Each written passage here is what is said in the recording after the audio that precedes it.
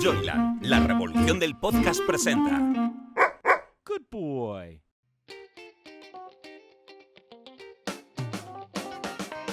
Después de trabajar muchos años en el mundo editorial, Carmen Fernández de Blas nos revela en su podcast ¿Quiero un libro tuyo? Anécdotas, secretos, historias curiosas o divertidas que se esconden tras la publicación de un libro. Pero, sobre todo, personas, seres humanos más que autores, que merece la pena conocer y que nos presenta en cada episodio. Hola, soy Carmen Fernández de Blas y esto es Quiero un libro tuyo. Hoy tengo en el estudio un amigo que les va a sorprender.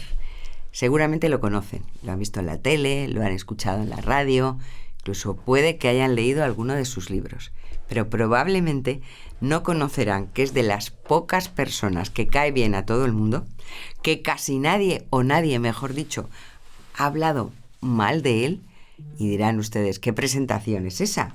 Pues la presentación de alguien muy especial, que tiene un enorme sentido del humor y que sabe de casi todo. Para mí es una persona curiosa y sabia a la que yo puedo recurrir si algo no sé. Así que sin más, le digo hola a mi amigo Fermín Bocos. Hola Carmen, deberías presentarme, ese individuo tan dotado de virtudes, ¿no? Pues es una pena que tú no te conozcas a ti mismo. Bueno, llevo intentándolo unos cuantos años, persiguiendo el ideal socrático, pero no he llegado todavía. Bueno, yo no lo sé, pero mi visión es esa y a ver, esto es Quiero un libro tuyo. ¿Y a quién le he dicho yo quiero un libro tuyo? A Fermín Bocos, pero vamos por partes. Para que los oyentes de este podcast lo sepan, Fermín estudió medicina, pero se dedicó al periodismo, donde has hecho una carrera espectacular. Has sido jefe de informativos de la cadena SER, de Televisión Española, has presentado los telediarios, de eso me acuerdo yo muy bien, de fin de semana de Telecinco, Hora 25, es decir, una carrera espectacular. Todavía sigues colaborando en Europa Press y en tertulias, y tengo que decir a tu favor, y seguro que están de acuerdo conmigo, que cuando tú estás en un plató hay cierta calma.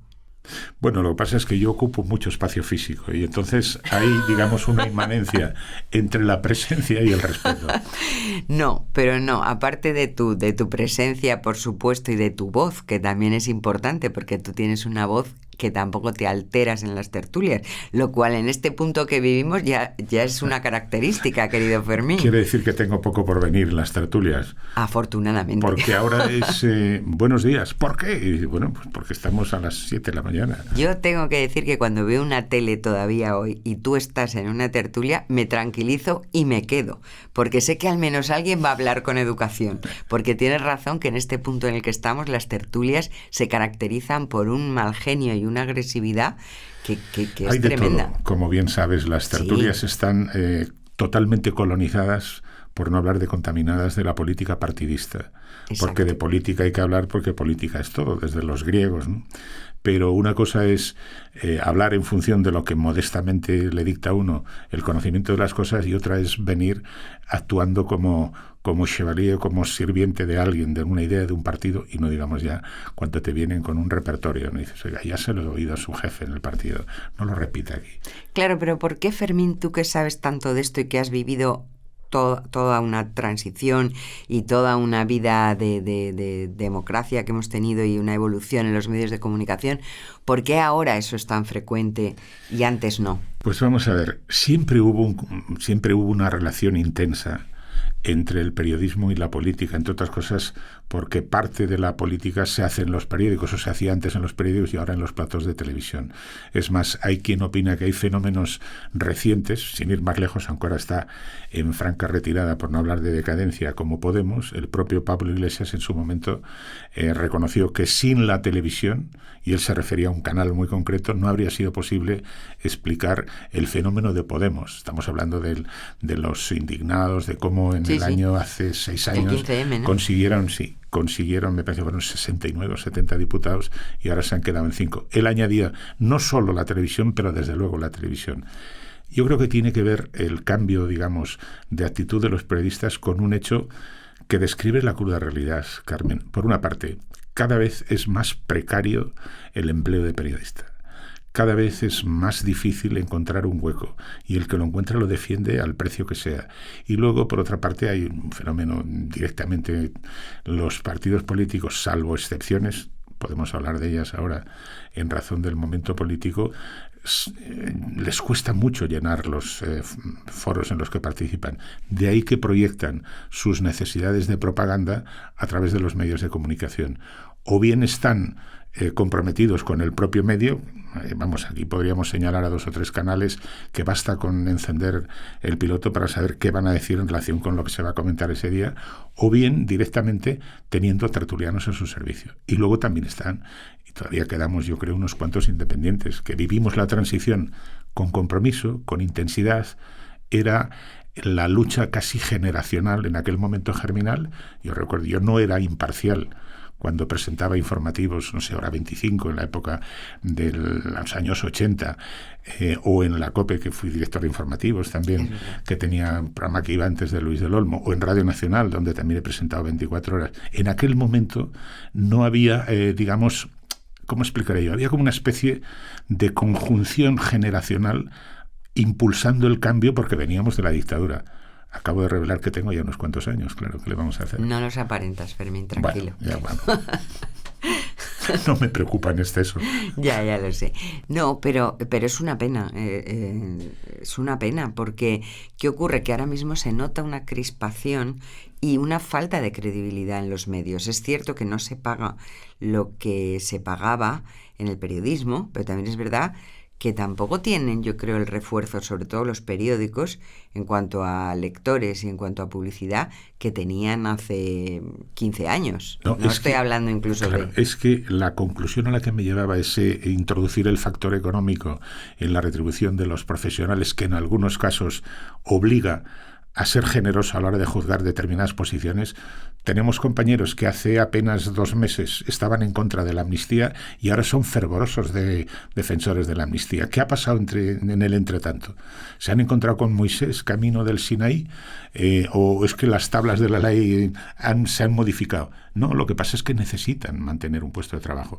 Y yo no juzgo a la gente que en un momento determinado puede estar, digamos, transitando por ese registro. Lo que pasa es que el trasunto de todo esto es que el principal anunciante, o uno de los principales anunciantes, es el gobierno de turno. Y claro, no hablo solo de este. El anterior también sucedía en algunos momentos algo parecido. Y entonces, a partir de ahí, como dicen en Barcelona, qui paga mana. No hace falta traducirlo. El que paga manda, vamos. Claramente, pero eso va en contra de la libertad del periodista y de la independencia del periodista y también de la credibilidad del periodista. Porque si yo ya sé que el que paga manda, es decir, que el gobierno de turno manda, pues ya sé de lo que me van a decir, como tú me bien has dicho, porque hay tanto converso. Me da igual si es la amnistía o otra cosa. Cualquier tema que al gobierno le interese se va a defender y se va a argumentar. Mira, yo durante una etapa que estuve, me parecieron 7 años, sí, casi 7, 8 años, de profesor en la Carlos III, nuestra querida Ainhoa, que está grabando ahora, gracias a ella esto va a salir. No sé si se ha encontrado con ese paradigma de alguien que le haya recordado a algún profesor las palabras de Orwell diciendo: ser periodista consiste en decirle a la gente, a los ciudadanos, aquello que en ocasiones no está dispuesto a escuchar. Llevarle la contraria al mainstream del momento, a la ola dominante del momento, es complicado. Primero porque en primerísima instancia te puedes quedar sin trabajo. Y en segundo lugar porque genera antipatía. Pero ¿cuántas veces una advertencia respecto de hacia dónde vamos, aunque todavía no se hubiera producido, nace del conocimiento que tienen los periodistas del contexto de las cosas?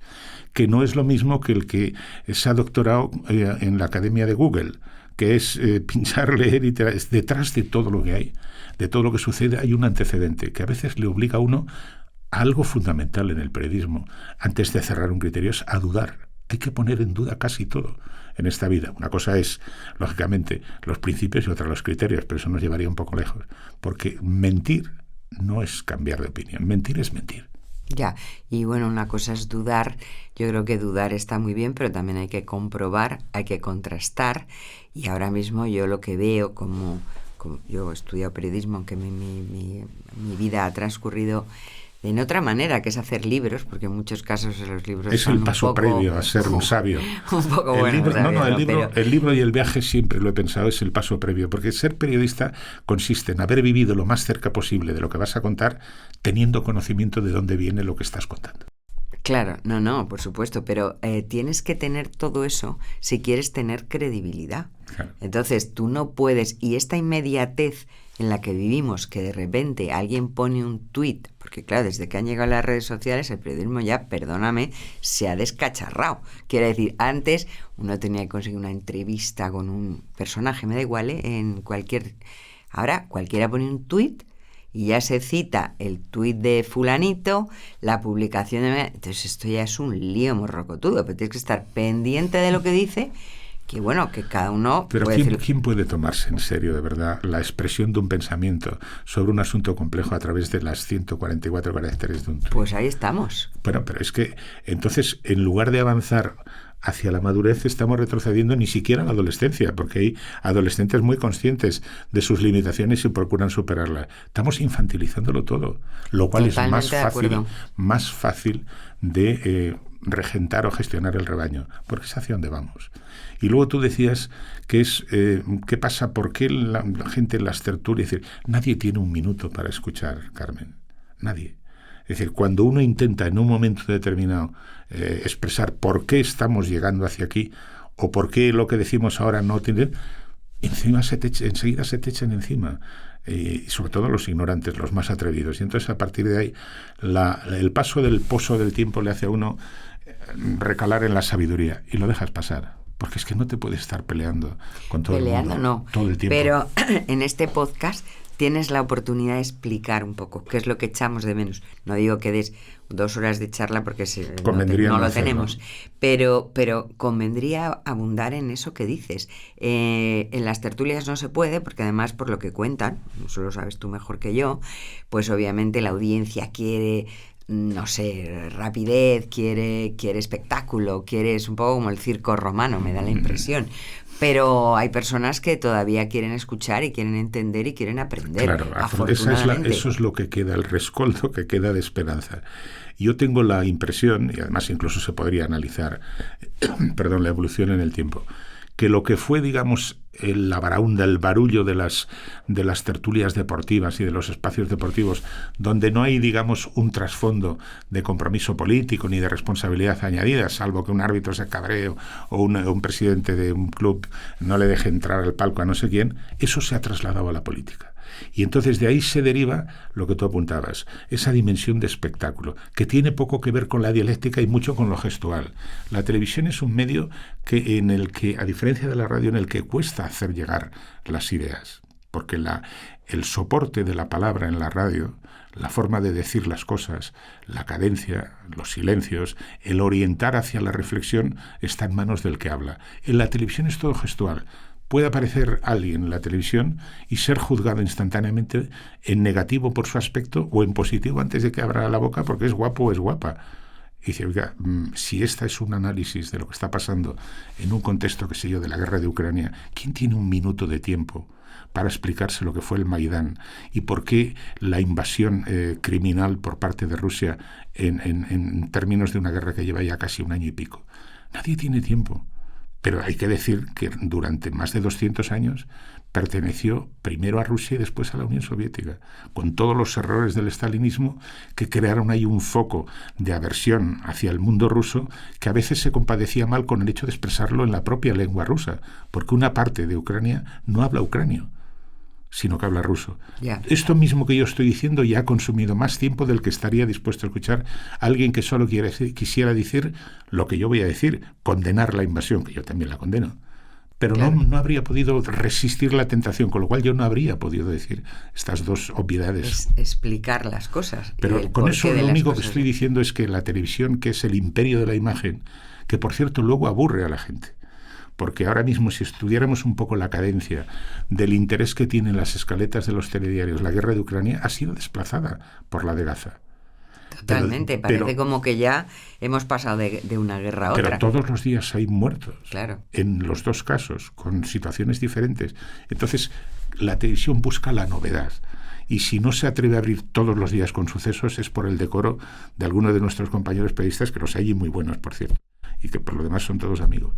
Claro, pero esa inmediatez, Fermín, nos está llevando, yo creo, a una situación bastante mala, y creo que hay que darle salida a la gente que quiere, pues no sé, aprender de las cosas. No es fácil ahora, no es fácil aprender en los periódicos, menos en la tele, un poco más en la radio, y yo creo que una de las cosas por las que los podcasts, y no digo sino de cualquier tema, la gente quiere profundizar, es porque se dedican a tratar temas concretos y a tratarlos con no digo con muchísimo tiempo, pero con un poquito de profundidad, o con un poquito de comentario, o con un poquito de historia.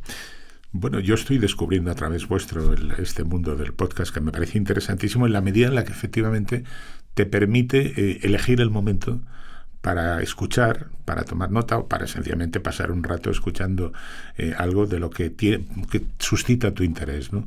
Frente a la inmediatez del informativo. En la medida en la que la decadencia del papel está creando nuevos formatos, me parece que esto está lleno de futuro, claro. Totalmente. Y en tu caso, que eres una persona que, insisto, y no es por hacerte la pelota, que eres una persona... No deberías hacerlo porque ya engordar más no debería. Sabia, no, tú eres una persona sabia precisamente porque has conocido muy bien el mundo a través de tu trabajo. Y luego, otra cosa que yo quería hablar y que me parece muy importante es lo que tú trasladas en tus libros.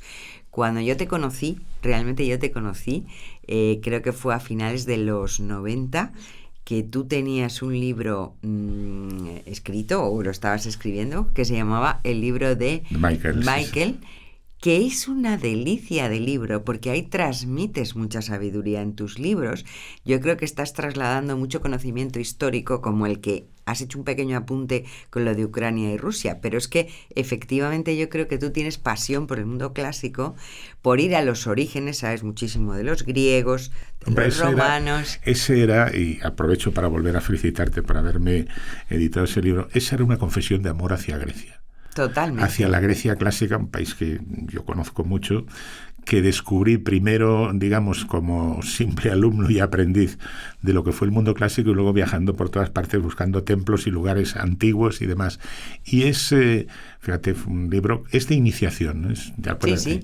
Y es un itinerario por los lugares de Grecia que pueden despertar la curiosidad de un chico, un adolescente, que sabe de Grecia lo que ha leído en los libros, y luego, gracias al conocimiento de sus padres y demás, hablo de algo que está publicado hace muchos años, 30, ya no me acuerdo muy bien. Pues mira, te voy a decir porque lo busqué para apuntarlo, porque yo tampoco me acordaba. ¿De qué año? Pues mira, se publicó en 1998. Pues fíjate, ya ha llovido un poco 25 años. Fíjate. Claro, y ese libro funcionó muy bien y sobre todo indica, porque no sé si está ahora mismo ya... Yo supongo que ya no estará. Probablemente no, porque los libros, a pesar de que no son tan inmediatos como las novelas, y como la prensa, por supuesto, pero bueno, también tienen su tiempo. Pero es un libro que sería rescatable porque es de plena actualidad, en el sentido de que efectivamente tú en ese libro es el que le regalarías a tu hijo para que entienda un poco el mundo clásico. Claro. Y tú ese trabajo que haces de una manera amena, didáctica y súper atractiva,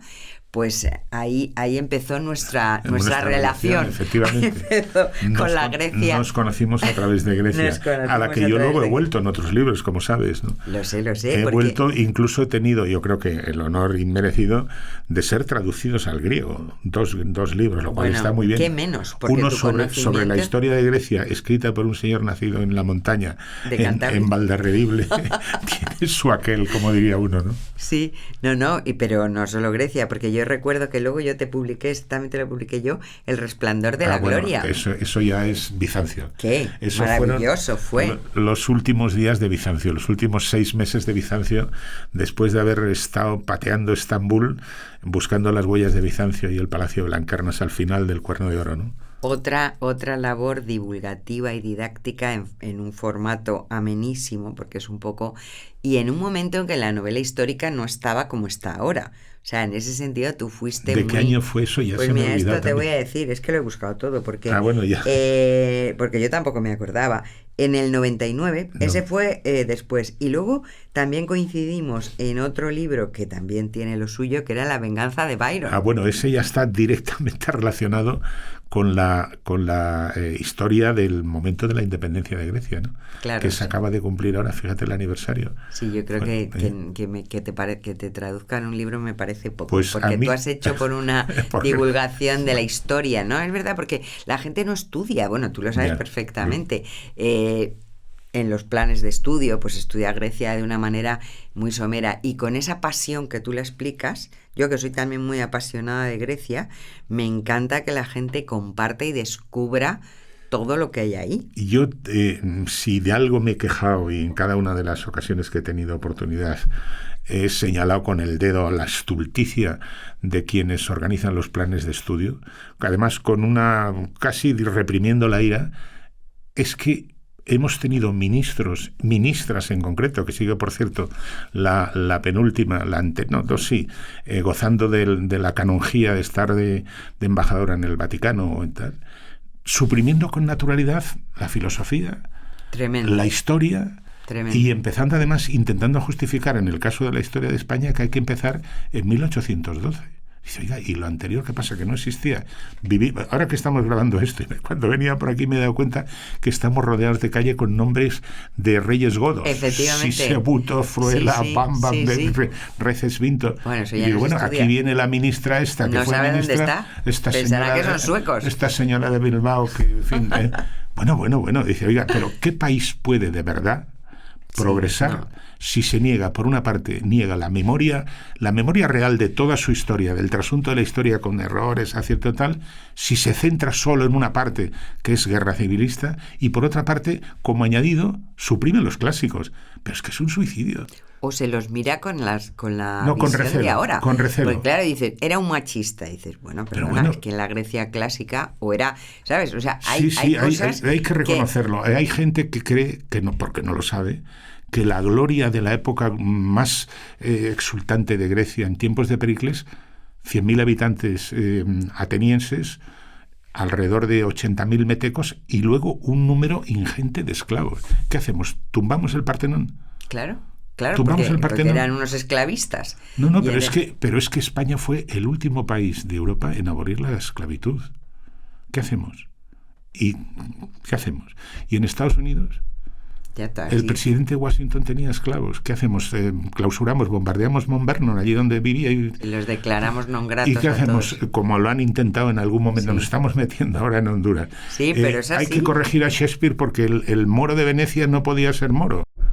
¿Qué hacemos Bueno, con eso es Otero? ¿Qué terrible. hacemos? No, a mí me parece que gente que tiene un conocimiento de la historia y una posición como puedes tener tú en los medios y tal, hay que reivindicarlo. Yo creo que vamos camino de causa perdida, porque Pues quienes qué pena. ya claro, pero quienes toman decisiones, lo primero que acostumbran es acreditar su ignorancia. Uno ha hecho en fin, dado la amabilidad de este momento, no me voy a meter uno echa un vistazo a los currículums de algunos de los ministros que hemos tenido o tenemos, y es que no hay.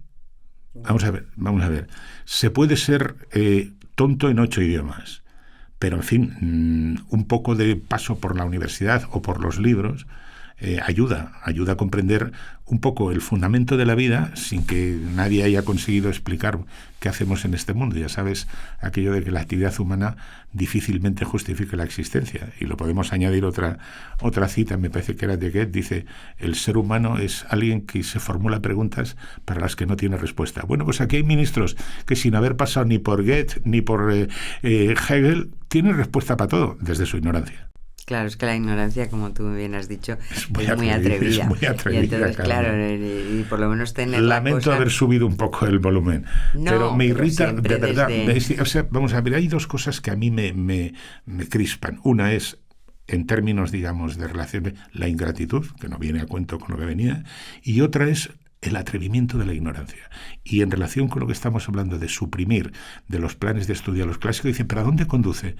¿A tener más tabletas de ordenador hay experimentos. Ahora en algunos países del norte de Europa están prohibiendo los teléfonos a los niños. Incluso aquí ya hay profesores que en un momento dado implantaron las tablets o las tabletas en los colegios y ahora la están quitando porque se dan cuenta, y en los libros también, se dan cuenta que cuando tú lees en papel, por lo que sea, tu cerebro retiene la información de una manera diferente a cuando lo ves en una pantalla. Está escrito en latín, scripta manent. Pues fíjate. Lo escrito permanece. Claro, pues lo escrito permanece, pero escrito en papel, porque lo escrito en una pantallita parece ser que no es. Y luego, lo mismo. fíjate que ahora, hace poco he estado escuchando a un profesor que decía, es que además, al alejarles del papel, les estamos alejando del saber escribir, del poder elaborar, redactar un pensamiento más allá de los caracteres estos de las nuevas tecnologías, que son 140. Claro. Es algo que a mí me preocupa. Es decir, cada vez que se crea un nuevo gobierno, me pregunto, bueno, aquí habrá, dice, no, es que ahora educación con universidades antes no tienen cultura, bueno, buscan a alguien para dejarle metido entre lo que no le dan importancia a algo que es fundamental. Claro. Porque las nuevas tecnologías, todo esto está muy bien, pero si no hay un conocimiento previo del porqué de las cosas, ¿a dónde nos lleva? Total. No, a mí me parece muy preocupante y no me parece tampoco una anécdota que se suprima la filosofía. No, es un crimen. Las clásicas. No, porque ayuda a pensar. Y entonces el tener ciudadanos que ayuden a Carmen, que piensen, ¿y le parecerá poco a alguien? Le parecerá, ¿no? Le parecerá muy sencillo, porque si tú creas ciudadanos que no piensan y que se creen cualquier barbaridad que digas porque ellos saben menos que tú aún, pues entonces tú les puedes contar cualquier cosa. Y es más fácil pastorear el rebaño. Claro, rebaño me parece una definición. Carmen, casi nada es inocente. Casi nada es inocente. Si al final resulta que estamos encontrándonos con la aparición en el mundo de la política con líderes populistas capaces de negar hasta la esfericidad de la Tierra. Claro. Y encontrar seguidores y decir, oiga, pero si la Tierra es plana, si yo voy caminando y no me caigo. Bien, estupendo. No sé si me explico. Pues frente a eso, yo creo que tenemos que reivindicar o intentar, o por lo menos intentarlo o pasarlo bien, hablando de otras cosas. Yo quiero seguir hablando de tus libros. Bueno, yo me apunto a pasarlo bien, ¿eh? No, y tú puedes dar y contar muchísimas cosas, porque recuerdo otra novela que exactamente la publiqué yo, luego ya no te he publicado, pero esta, que era El Informe San Marcos. Ah, bueno. Una novela bueno. entretenidísima. Donde pues celebro que te gustara. Sí. Ahí hay un esfuerzo para darle un argumento, digamos, novelesco a la conjetura de un historiador inglés que llegaba a la conclusión, después de analizar lo que había sucedido con el cadáver de Alejandro Magno en Alejandría, de que en realidad el lugar en el que se encuentra es justamente la Basílica de San Marcos. De San Marcos. Una historia que... Sí. Bueno, pero que tiene un cierto fundamento histórico, porque hay, digamos, un trasunto hasta la llegada de Julio César, por ejemplo, cuando la historia después de Marco Antonio, Cleopatra y tal, visita el soma, que era como llaman el cuerpo de Alejandro, y luego cuando se produce la llegada de los musulmanes y demás, lo convierte en una mezquita y desaparece. En fin, es una historia... Sí, pero que tú en todos, porque estamos hablando de San Marcos, luego hiciste el viaje a las puertas del infierno, que eran todas las puertas donde se supone que hay en el mundo que entras en el infierno. Tienes otra que se llama Algo va mal, esa no la he leído yo. Esa es una novela pura y dura. Claro, esa no la he leído. Y luego alrededor de hechos muy, muy actuales, la corrupción y el crimen al servicio de la política. Dicho así suena como a serie, ¿verdad? Sí, suena como cercano. Pero el crimen siempre ha estado cerca de la política. Es más, no basta con echar un vistazo a la historia para comprender que detrás del armario siempre hay un cadáver. Y bueno, y tienes el último que yo conozco publicado, que es el de Zeus y familia, que supongo que ese te lo habrán publicado en Grecia. Están en ello. Este es un fruto de la pandemia. El tiempo de pandemia dedicado a contar todas las celebridades, la pequeña historia del Olimpo, claro. Bueno, del Olimpo y de todos los mitos que nos llevan a la conclusión, si uno los estudia, los lee y tal, de que la mayor parte de lo que nos rodea tiene algo que ver con el mundo clásico. Fíjate, sin ir más lejos, ahora la última campaña que hay contra el tabaquismo, que es de la semana pasada, la han llamado Cassandra. Te dices, bueno, ¿por qué Casandra? Casandra es aquella princesa troyana de la que se enamoró Apolo, que fue rechazado, le rechazó al dios y para castigarla la escupió en la boca. Previamente le había concedido el don de la profecía y luego añadió, y a partir de ahora nadie te va a creer. ¿Y qué tiene que ver eso? Y al que lo ha hilado hay que felicitarle, porque no todo lo que viene de arriba es malo. Ha dicho, vamos a ver, el tabaco mata, el que fuma lo sabe. Pues esto es lo de Casandra, te está diciendo la verdad pero no te lo crees. Ah, bueno. Pero fíjate, Casandra, como los cohetes de la NASA siempre llevan nombres de mitos griegos y tal, y lo que nos rodea en conjunto suele tener mucho que ver con el mundo griego. Y fue un divertimento que, en fin, al final, pues la familia de Zeus, ¿no? Pues a mí me encanta escucharte hablar de todo, pero fundamentalmente creo que sería muy interesante, y te lo digo desde aquí, fíjate que lo va a oír todo el mundo, que pensaras en hacer algo sobre el mundo de los griegos traducido un poco comparativo con lo que está pasando ahora. Porque si te fijas hay muchos libros de romanos, pero de los griegos, que a mí me parecen fantásticos y que como dioses me parecen lo más. Hombre, Fermín, ahí te lo dejo. Tomo nota. Los chicos jóvenes, sobre todo los muy jóvenes, tienen el mundo de Marvel y los cómics esa mirada puesta, o en El Señor de los Anillos. Todo eso está contado antes por los griegos. Todo. Y ellos no lo saben. Ellos no lo saben. Igual hay que decírselo. Personajes históricos, tenemos uno ahora muy cerca, que es una reencarnación de Alcibíades. No voy a... No das pistas. No doy pistas, pero pero vamos, clarísimo. Bueno, no das pistas, pero yo te propongo que ya tenemos que terminar, que sigamos hablando de griegos en algún momento y que tú le des una vuelta a divulgar todo este mundo griego que tanto nos apasiona y que nos hace falta conocer. Bueno, lo hago en los libros, como sabes, el que citabas, que está todavía, se puede comprar, sí, el Viaje a las Puertas del Infierno, nace de un hecho concreto. El miedo al infierno ha sido durante siglos el instrumento que tenía el poder para atemorizar a la gente. El momento en el que la gente deja de creer en Dios, ya no hay motivo para tener miedo. Y los antiguos además ubicaban en determinados puntos la entrada del infierno. Aquí, sin ir más lejos, teníamos una en el Escorial. Felipe II, según una interpretación de la leyenda del perro negro famoso y tal, construyó el Escorial precisamente para taponar una de las entradas del infierno. Y dicho así suena raro. Dice, bueno, hay una explicación, digamos, científica. El monte Abantos, donde está construido el Escorial al lado, es una montaña de granito y el granito genera radón. Y el radón es un gas que cuando se difunde a poca altura, si un animal penetra en una cueva, le mata. Y entonces los lugareños, desde tiempo inmemorial, pensaban que era la entrada del infierno, porque entraban un pájaro, entraba una oveja, un animal pequeño y aparecía muerto. Entonces Felipe II, que era un personaje dual, renacentista por una parte y absolutamente supersticioso por otra, coleccionaba decenas y decenas de reliquias, tenía a gente por toda Europa buscando libros que luego prohibía a los demás. Algunos están en la biblioteca del Escorial cosidos y están al revés para no leer, para que no se sepa el contenido. Él creía que había construido, fíjate, si lo pensamos bien, ¿por qué tan lejos de Madrid? Cuando podía haber sido, pues no sé, en la propia capital, donde tenía el Alcázar. Esa es una entrada. Esa es la razón. Pero no lo digo yo, lo dice la historia, digamos, mágica del entorno nuestro. Un gusto escucharte, Fermín. Te agradezco enormemente que hayas estado. Me encantaría que volvieras y siguiéramos hablando de estas cosas que seguro que a la gente le van a encantar. Bueno, así que gracias, Fermín. Espero no haberte aburrido, que sería tanto. Nada. Yo seguiría. El problema es que esto tiene un límite. Pero insisto, volveremos. ¿Vale? Bien. Venga. Gracias, Fermín. Gracias a vosotros.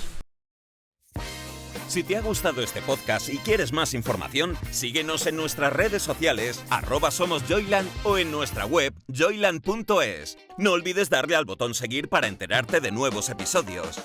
Quiero un libro tuyo es una producción de Joyland. Dirección y guión, Carmen Fernández de Blas. Producción ejecutiva, Hernán Zin. Dirección de producción, Ainhoa Martín. Locutado por Fernando Simón. Diseño de sonido, Alberto Cerro. Diseño gráfico, Julia Cernuda. Edición de vídeo, Lorena Gracia.